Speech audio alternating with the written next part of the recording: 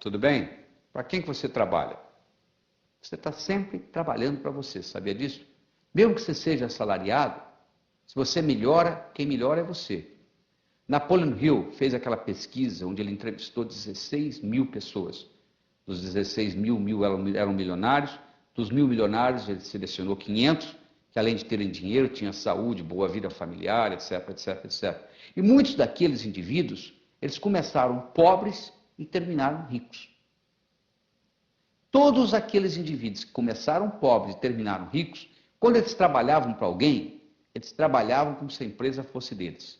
Eles economizavam como se a empresa fosse deles. Eles administravam como se a empresa fosse deles. Porque se você tem a atitude seguinte, bom, eu não vou me empenhar nisso não, porque isso não é meu.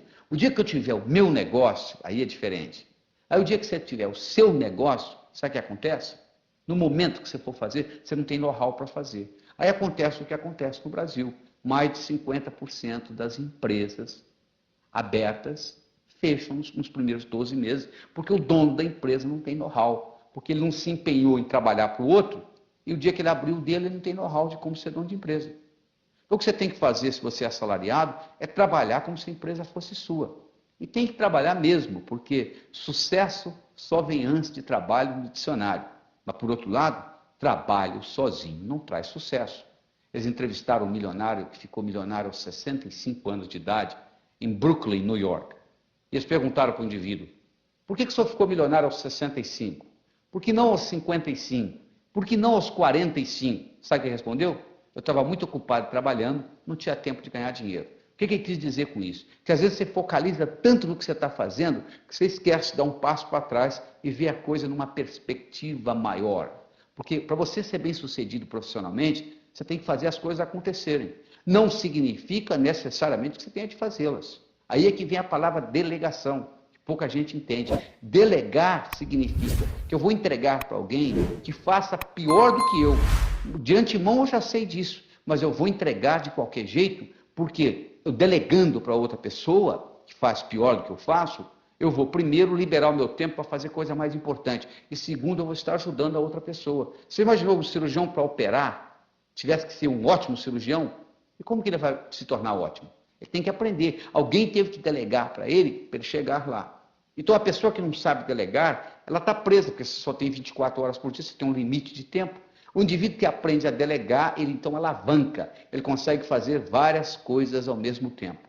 A outra coisa importante para você entender em aspecto de sucesso profissional, é você entender a diferença entre a palavra eficiência e a palavra eficácia. Eficiência significa fazer bem feito. Eficácia significa fazer o que precisa ser feito. Você pode fazer muito bem feito, mas não precisa ser feito. Que diferença que faz? Nos Estados Unidos, aconteceu um acidente com 3 ou 4 crianças, onde elas ficaram presas dentro de geladeiras velhas, que iam para o basement, para o porão da casa. A criança entrava, a geladeira batia. Você lembra que antigamente você deve ter visitado a casa da sua avó, a geladeira tinha uma maçaneta, e aquela tranca trancava. Então, de dentro não conseguia abrir. Então, as crianças morreram asfixiadas, foi uma confusão enorme nos Estados Unidos, então eles decidiram montar geladeiras que abriam de dentro para fora também. E resolveram treinar as crianças no jardim da infância para abrir geladeira de dentro para fora. Na hora que está tudo pronto para começar, veio um sujeito e disse, para, não precisa nada disso. É só colocar um imã na porta da geladeira, quando você bater, ela fecha. Se alguém ficar preso lá dentro, é só puxar o pé e abra. Aí o sujeito disse, não, mas está tudo preparado para ensinar para as crianças? Disse, mas não precisa. Ensinar o quê? Esse na sua geladeira da sua casa hoje, tem isso, tem um imã que segura. Esse aqui abrir é só você puxar, não tem problema nenhum. Então, olha que interessante. O que é isso? É fazer o que precisa ser feito.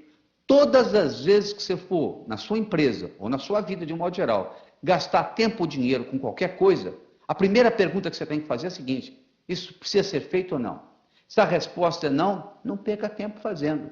Porque o que acontece muitas vezes é a nossa famosa burocracia, né? Diz que a única coisa que nos livra da burocracia é a sua própria ineficiência. Você vê a burocracia, a quantidade de energia que nós gastamos fazendo coisa que não precisa ser feita. Esse aqui é o grande problema. Você utilizar a energia por nada. E isso é eficiente? É eficaz? Não está gerando efeito positivo. A outra coisa importante que você tem que entender no aspecto de trabalho é o aspecto de liderança.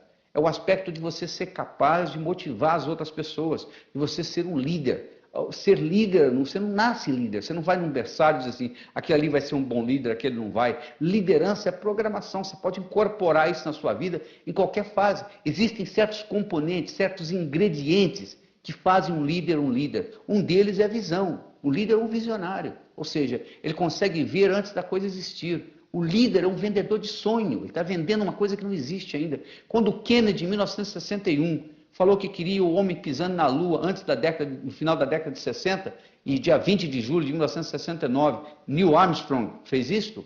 Quando ele falou em 61, não haveria nenhuma possibilidade técnica daquilo acontecer, mas ele criou uma visão. Isso é muito importante. A outra coisa importante é você estar comprometido com o seu trabalho, com a sua visão. A visão nunca pode ser dinheiro, não tem nada errado com dinheiro, mas o dinheiro vem como consequência do seu trabalho, da sua visão, daquilo que você quer manifestar, pelo prazer de manifestar. A outra coisa importante é você saber se comunicar, você saber conversar metaforicamente. A metáfora é a linguagem dos deuses.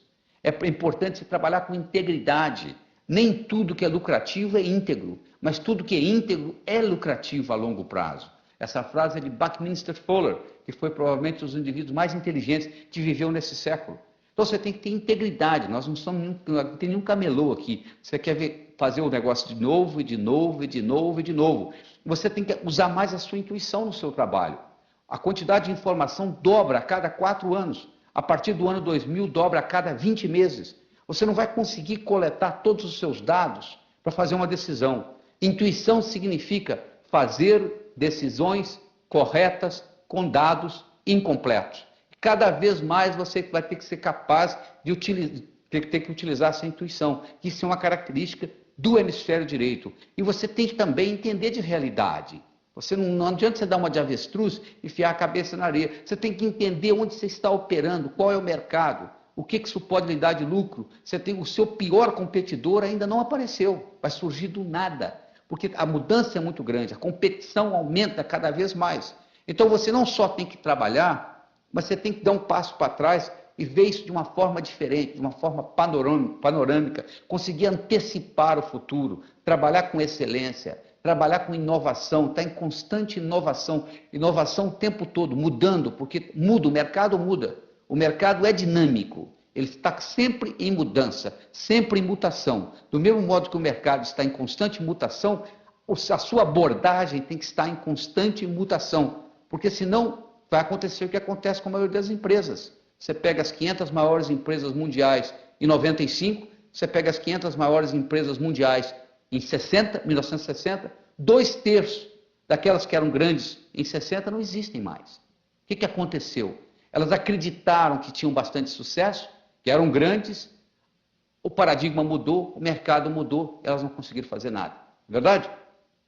Volto a conversar com você no próximo segmento.